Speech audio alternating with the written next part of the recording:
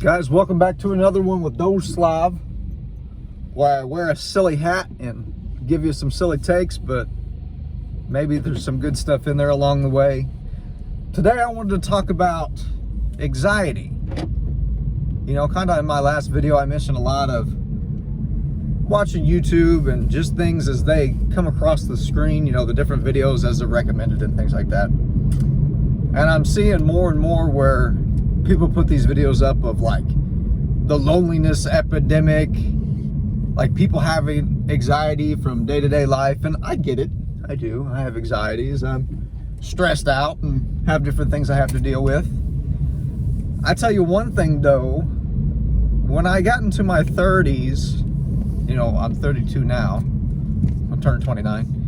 When I got into my 30s, I think a lot of things changed for me, and I lost a lot of the anxiety that I had as a younger man.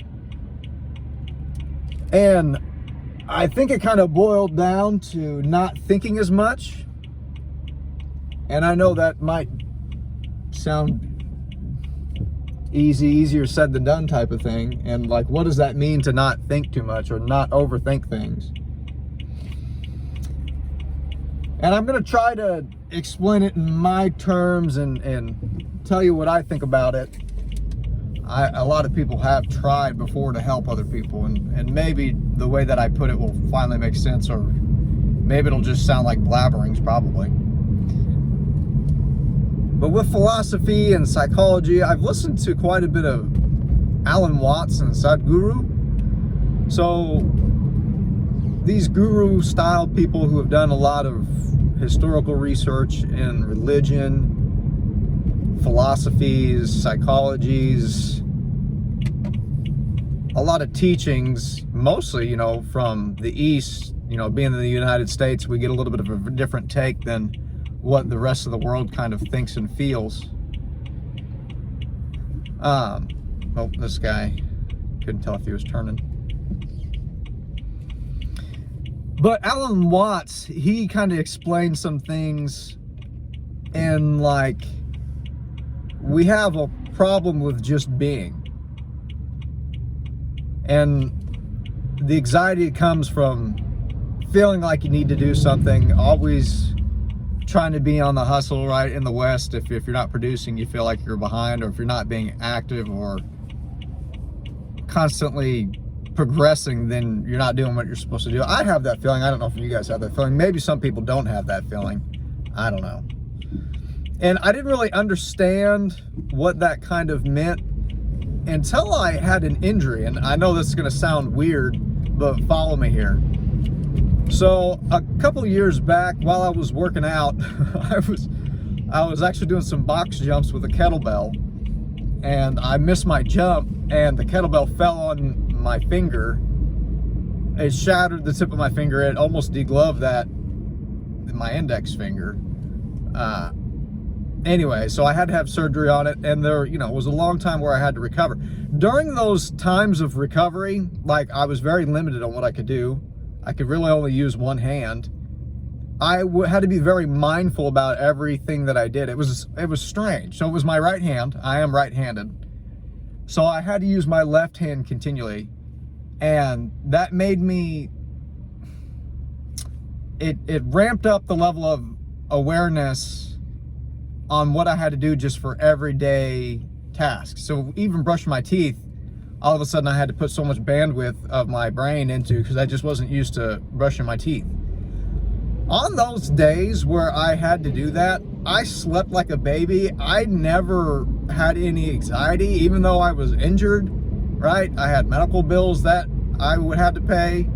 Insurance was going crazy. But in a weird backwards way, because I had so much other stuff that I had to focus on, I didn't have time to be anxious for like everyday today stuff. And I think a lot of people are in the mode where they have so much, and this is like a good thing, they have so much availability to do things with their time that they become anxious because they don't know what to do.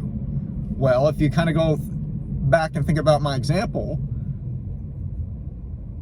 like if you're injured or something is pulling away from your bandwidth and then you're not anxious, well then, you know, when you add that bandwidth back, you have more to work with and you can get more things done and be more productive.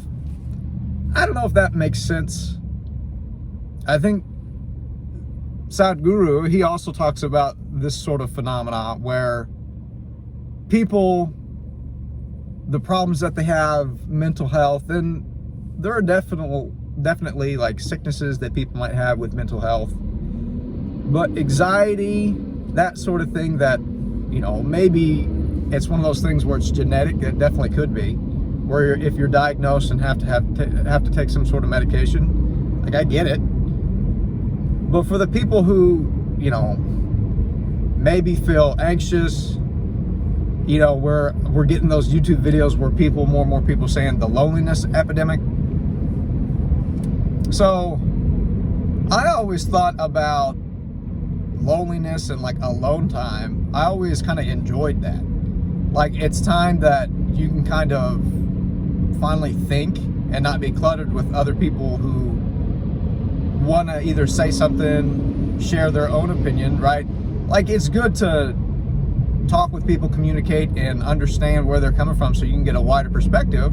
But if you don't ever take the time to kind of think about your own thoughts, if that makes sense, or kind of flesh out your own thoughts, then how do you know your own opinions and your own philosophies and how you feel in life? And something like this is, with this YouTube channel, it's, I think, good time that I can kind of just talk. It's a little vlog, little journal where I can just bounce ideas off myself, which is a strange thing to kind of think about, but I think that might be a good way to approach life. Sadhguru and Alan Watts, they always talk about being the observer, in that who are you really within your mind and your body? Are you your brain? I mean, I have a brain, but am I my brain? I mean, that's part of it. Am I my body, right? So like the avatar that is in the physical world that moves around. I mean, that's when I interact with people, that's who they interact with, is my physical part. But that's, neither of those seem very correct. And then you kind of get into the thought of consciousness and what is consciousness. And that's when I think things get kind of cool and a little weird, and actually can produce anxiety unless you just really don't think about it, which is again going back to not overthinking things, but here we are.